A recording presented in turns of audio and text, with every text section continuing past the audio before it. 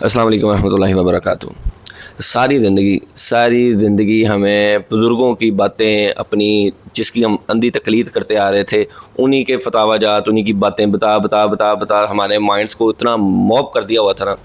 तो ये मुफ्ती साहब, मुफ्ती अब्दुल वाहिद कुरैशी साहब हो गए, मुफ्ती तारिक मसूद साहब हो गए, मौलाना तारिक जमील साहब हो गए, और बरेलवियों में आ जाए तो जनाब बेताशा इट पुटिया मुफ्ती ने, इन्ने ज़्यादा मुफ्ती ने। तो सारी ज़िंदगी हमें यही सिखाया गया, बताया गया कि हम लोग जो से ना वो इमाम अबू हनीफ़ा के मुक़ल्लिद हैं, इमाम अबू हनीफ़ा के मुक़ल्लिद हैं। कोई किताब का हवाला दे देते थे, हम आंखें बंद करके उसके ऊपर यकीन रखते थे। अभी देखें, अभी इंजीनियर मोहम्मद अली मिर्ज़ा का कुछ अर्सा पहले से एक मसला चल रहा था कि जिसमें उन्होंने कहा था कि अगर हम हज़रत अली के दौर में होते तो हम हज़रत अली के साथ मिल के मुखालफिन के ख़िलाफ़ जंग करते। ठीक है, तो अब ये ना सब लोगों को ये बात बहुत ज़्यादा चुभ गई। सब लोगों ने कहा ये गुस्ताखी है, गुस्ताखी है, गुस्ताखी है। अगले ही लेक्चर में इंजीनियर मोहम्मद अली मिर्ज़ा के साथ कोई समझ लें कोई अल्लाह ने गैबी मदद भेज दी कि जिसमें उनको किताब से तारुफ़ हो गया जो कि इमाम अबू हनीफ़ा की किताब थी। उनके जो शागिर्द ज़ाहिर वही लिखते हैं, इमाम अबू हनीफ़ा से डायरेक्टली कोई किताब साबित ही नहीं है। ठीक है, उन्होंने ना इस किताब का जो इमाम अबू हनीफ़ा की मुनाकबत पे लिखी गई थी, ये जो किताब है इसका मैं JPG यहाँ पे लगा देता हूँ। इस किताब के से एक हवाला पेश किया जिसके अंदर इमाम अबू हनीफ़ा ने फरमाया कि अपने जो मुरीदैन थे या अपने जो मानने वाले थे, शागिर्द थे, उनको बताया कि अहले शाम आपको पता है हमसे क्यों बुग़्ज़ रखते हैं, हमसे क्यों मतलब नफ़रत करते हैं। तो उन्होंने कहा कि क्यों करते हैं, इमाम ने पूछा तो उन्होंने कहा कि इसलिए क्योंकि अगर हम हज़रत अली के दौर में होते तो अहले सफ़ीन मतलब जो हज़रत मीर माविया रज़ी अल्लाह तआला अन्हु वाली ग्रोह था, हम उनके साथ क़िताल करते, मतलब हज़रत अली की साइड पे रहते, हज़रत अली के साथ मिल के उनके साथ जंग करते, जो सेम बात इंजीनियर मोहम्मद अली मिर्ज़ा ने की थी। ठीक हो गया। अब वो किताब थी आलमोस्ट 150 साल बाद लिखी गई है। ठीक हो गया। और ये कुछ मुकालमा हुआ है इसी किताब को के रिलेटेड, तो इसमें मुफ्ती अब्दुल वाहिद कुरैशी साहब इससे इनकारी हो रहे हैं, किताब से बिल्कुल भाग गए हैं, फ़रार इख्तियार कर लिए इन्होंने। ठीक है, एक तो इनकी ज़ुबान सुने, एक इनके ये मैसेजेस सुने, और फिर हमारे जो भाई हैं माशाल्लाह जिन्होंने मुझे इंटरव्यू भी दिया हुआ है, इतने ज़बरदस्त नॉलेज है उनके पास, उनकी बातें सुने जो इन्होंने इनको की है। और उस मैसेजेस की वजह से ना वो जो भाई ने किए हैं, यासर भाई ने, उसकी वजह से ये जनाब साहब मुफ्ती साहब बिल्कुल ही शार्ट हो चुके हैं और लैंग्वेज देखें किस लैंग्वेज पे आ गए हैं।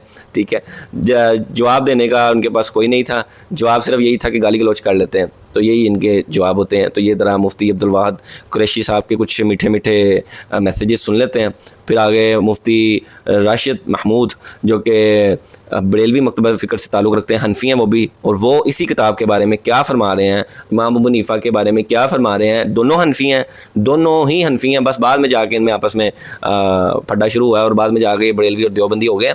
लेकिन बेसिक इनकी हनफियत ही है ना, तो हनफी हैं, क्योंकि ये हनफी हैं तो दोनों का जो इमाम अबू हनीफ़ा के बारे में जो मामला होगा ना वो एक ही गिना जाएगा। ठीक हो गया। ये ज़रा इनकी दोनों की वीडियोस और ऑडियोस चेक कर लें।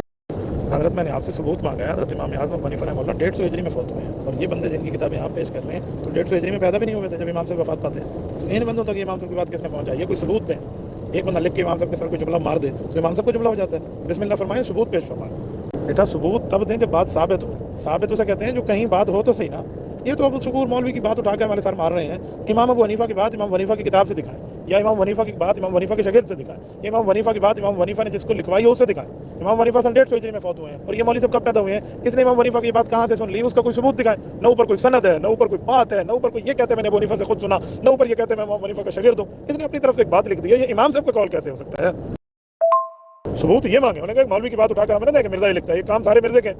ये बताओ कि इमाम हनीफ़ा की इस मौलवी से मुलाकात है? इमाम हनीफ़ा ने इस मौलवी को खुद बताया, इस मौलवी ने अपनी तरफ से लिख के इमाम साहब के सर मार दिया। तिलका दिमाउन कत्तहरल्लाहु अयदीना फलनुत्ताहिर अलसिनतना। हमारे अइम्मा तो कहते थे कि वो खून है जिन खूनों से अल्लाह ताला ने हमारे हाथों को महफूज रखा है, हम अपनी ज़बानों को इनसे महफूज रखें। ये बात है हमारे अकाबिरीन की, अहनाफ की, शवाफ़े की। सुभान अल्लाह, ये इस तरह की बातें उठा के इमाम साहब के सर मार दे। वालेकुम सलाम वरहमतुल्लाहि वबरकातुहू।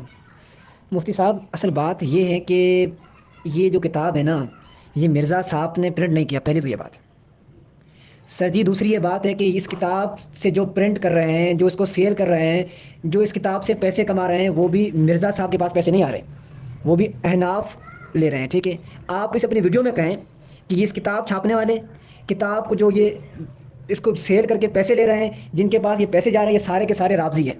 इन्होंने इमाम अबू हनीफ़ा पर झूठ बांधा है। तो ये आप वीडियो में बात करें। इस तरह वॉइस से क्या होता है यही तो बातें आप कर रहे हैं ना, इसकी मौलवी से हमारा क्या वास्ता। इसी मौलवी के बारे में आप बात करें मीडिया पे तो हम आपको मानेंगे, बाकी आप बहादुर हैं, बाकी आप दिलेर हैं। तो मुफ्ती साहब इस तरह बात ना किया करें, ये तो आप कहानी करवा रहे हैं अपने आप को कि ऊपर से इस बंदे को माना हुआ है और नीचे पब्लिक को कहानी करवा रहे हैं कि हमारे इस बंदे से वास्ता ही नहीं। किताब आप लोग छाप रहे हैं, तर्जमे आप लोग कर रहे हैं इस किताब के, और इस किताब की प्रिंट करके इसको शेयर करके पैसे भी ले रहे हैं। तो ये तो दुगली पॉलिसी हुई ना कि बाहर से इससे पैसे कमाओ, इस किताब को अपना किताब मानो, और अंदर से कह दो इस किताब से हमारा वास्ता ही नहीं है। तो ये कहानी करवाना बंद करें मुफ्ती साहब। यही जो जुमले आपने वॉइस करके इस भाई को भेजे ना, यही जुमले आप हमें बताएं वीडियो में कि मेरा इस किताब लिखने वाले से कोई ताल्लुक नहीं, और जो इस किताब को जिसने लिखा वो रावजी, उसके बाद जिसने ये किताब लिखा और जिसने इमाम अबू हनीफा की तरफ झूठ मंसूब किया वो यानी बदगुमान शख्स। ये अल्फाज आप इस्तेमाल करें, जो जो आप मिर्ज़ा साहब के बारे में अल्फाज इस्तेमाल करते हैं ना, वही अल्फाज आप इस मौलवी के बारे में इस्तेमाल करें वीडियो में, तो फिर हम देखते हैं कि आपका क्या असर करते हैं उलमाए देवबंद। ठीक है बेटा, इन्हें कहो ज़्यादा बक बक करने की जरूरत नहीं है, बात करनी है तो इमाम हनीफा से साबित करो। अहनाफ में भी तुम्हारी तरह कोई 2 नंबर होंगे ना, किसी ने छापी है, किसी ने कमाया, किसी ने नहीं कमाया, क्या किया क्या नहीं किया वो जानो और तुम जानो। हमसे बात करनी है, हमारे इमाम का नाम लेना, तो हमारे इमाम की किताब दिखाओ, अल्लाह अल्लाह और खैर सलाह। अगर हमारे इमाम की डायरेक्ट किताब नहीं है या उसके शागिर्द की नहीं है तो फिर अपने अब्बा को अपने जेब में रखो। तो आप यही बात है ना उगल दें अपनी वीडियो में, तो इंशाअल्लाह ताला आपको आपके उलमाए देवबंद इस बात का जवाब देंगे किताब साबित है या नहीं। और सर जी ये तो छोटी बातें हैं, इससे आप आगे जाएं। मुल्ला अली कारी के फतावाजात मौजूद हैं, बदरुद्दीन ऐनी हनफी के फतावात मौजूद हैं। किस किस से आप जान छुड़ाएंगे मुफ्ती साहब? आप सबको कहेंगे कि ये चीज़ें बनी हुई हैं एंड आपने 2 नंबर बातें की हैं। तो मेरे भाई ये कोई इल्मी बात नहीं है, ये अपने आवाम को कोई और कहानी करवानी है और दूसरों के सामने कोई और रवैया रखना है। तो अब आवाम लिख पढ़ चुकी है मुफ्ती साहब, इसका ये कहानी आपके नहीं चलेगी।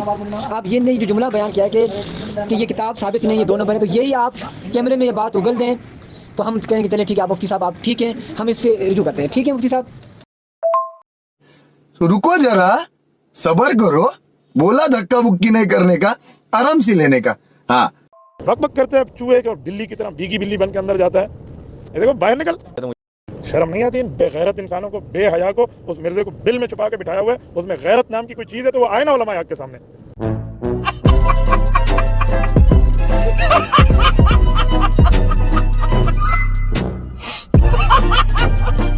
मुफ्ती राशिद महमूद रिजवी साहब हैं, ये खुद अपने मुंह से मान रहा है इस किताब के बारे में, बल्कि एक और किताब का हवाला दे रहा है अल-एतकाद का, कि उसके अंदर भी ये इबादत मौजूद है। उनकी बात सुने।